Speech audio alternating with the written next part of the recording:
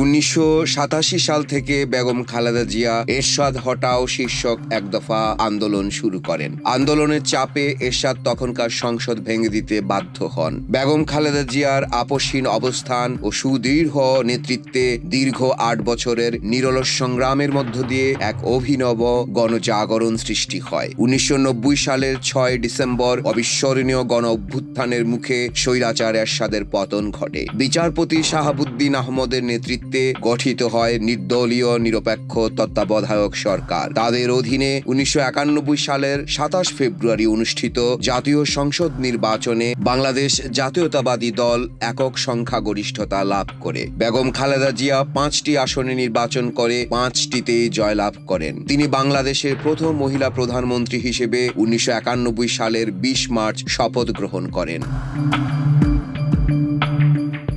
বেগম জিয়ার উদ্যোগে রাষ্ট্রপতি শাসিত সরকার থেকে সংসদীয় ব্যবস্থায় উত্তরণের লক্ষ্যে 1991 সালের 6 আগস্ট জাতীয় সংসদে সংবিধানের ঐতিহাসিক দ্বাদশ সংশোধনী বিল পাশ হয়। সংসদীয় সরকার ব্যবস্থার অধীনে খালেদা জিয়া 19 সেপ্টেম্বর প্রধানমন্ত্রী হিসেবে পুনরায় শপথ গ্রহণ করেন।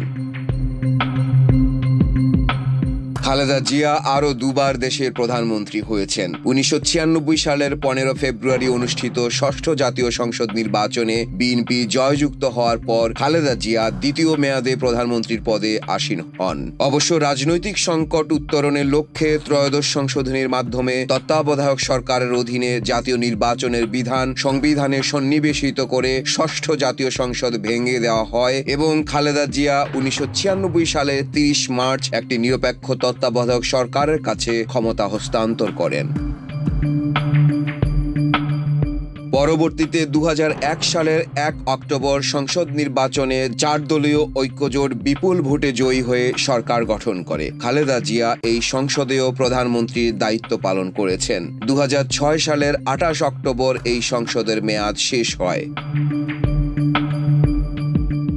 2008 সালের নির্বাচনে খালেদা জিয়ার দল বিএনপির ব্যাপক ভরাডুবি হয়। 2014 সালের 5 জানুয়ারি নির্বাচন বর্জনের পর বিএনপি রাজনৈতিকভাবে অনেকটা চাপে পড়ে যায়। খালেদা জিয়ার সামনে সবচেয়ে বড় চ্যালেঞ্জ এসে হাজির হয় তার বিরুদ্ধে করা দুর্নীতির মামলা। 2018 সালের 30 ডিসেম্বরের নির্বাচনে খালেদা জিয়া অংশ নিতে পারেননি। এর মধ্যে জিয়া এতিমখানা দুর্নীতি মামলা ও নাইকো দুর্নীতি সহ বিভিন্ন মামলায় তার নাম আসে। 2018 সালের 8 ফেব্রুয়ারিতে খালেদা জিয়া দুর্নীতির দায়ে 5 বছরের কারাবাসের দণ্ডপ্রাপ্ত হন। যদিও এর আগেও বিভিন্ন সময়ে তাকে বেশ কয়েকবার আটক করা হয়। 1982 সালের 3 জানুয়ারি বিএনপির প্রাথমিক সদস্য হিসেবে দলে যোগ দেবার পর থেকে মোট 5 বার তিনি আটক হন। এরশাদ বিরোধী আন্দোলনের সময় 1983 সালের 28 নভেম্বর, 1984 সালের 3 মে, 1987 সালের 11 নভেম্বর আটক হন।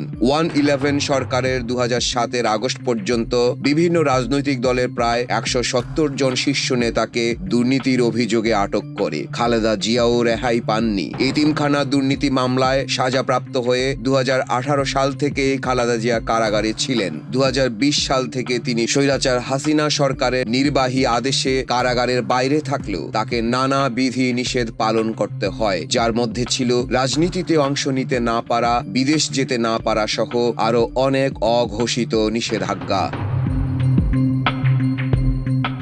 ক্ষমতা এবং ক্ষমতার বাইরে থেকেও তিনি গণতন্ত্রকে সমুন্নত রাখতে ভূমিকা রাখেন। আওয়ামী লীগের স্বৈর শাসনের দীর্ঘ 15 বছর ধরে তিনি প্রকাশ্য গোপন নানা রকম রাজনৈতিক হয়রানির শিকার হয়েছেন। এর মধ্যে 13 নভেম্বর 2010 বেগম খালেদা জিয়া তার 28 বছরের আবাসস্থল ছেড়ে যেতে বাধ্য হন।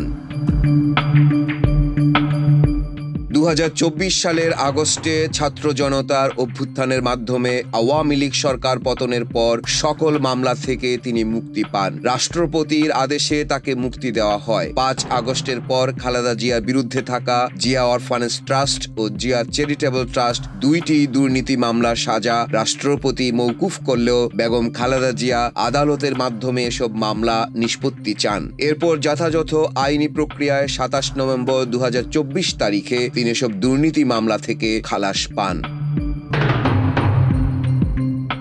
আর এভাবেই একজন সহজ সাধারণ গৃহিণী থেকে বাংলাদেশের রাজনীতির অন্যতম শক্তিশালী ব্যক্তিত্বে পরিণত হয়েছেন বেগম খালেদা জিয়া। এই আকাশচুম্বী খ্যাতি তার প্রতিপক্ষের অন্যতম ঈর্ষার কারণ হয়ে দাঁড়িয়েছিল। ক্ষমতায় থাকাকালে সাধারণ মানুষের জন্য নীরবে নিভৃতে তিনি অসংখ্য দৃষ্টান্ত স্থাপনকারী কাজ করেছেন। তা তাকে সফল রাজনীতিবিদ হিসেবে প্রতিষ্ঠিত করেছে। তার রাজনৈতিক সফলতা, অতুলনীয় সরলতা আর উদারতাই তার কাল হয়ে দাঁড়িয়েছিল। এখনো অবিশ্বাস্য জনপ্রিয় তিনি। তার এই জনপ্রিয়তার কারণেই তাকে অকথ্য লাঞ্ছনা গঞ্জনা সইতে হয়েছে। তার বিরুদ্ধে প্রতিহিংসামূলক মিথ্যা দুর্নীতির মামলা, যত অপবাদ, অপমান, কুৎসা, ঘৃণা, কুরুচিপূর্ণ কথা ছড়ানো হয়েছিল, সবই এখন প্রকৃতির প্রতিশোধ হয়ে হাওয়ায় হাওয়ায় ভাসছে। তার প্রশংসায় এখন পঞ্চমুখ সারা পৃথিবী। শত্রুর মুখেও এখন প্রতিনিয়ত ফুল চন্দন ফুটছে।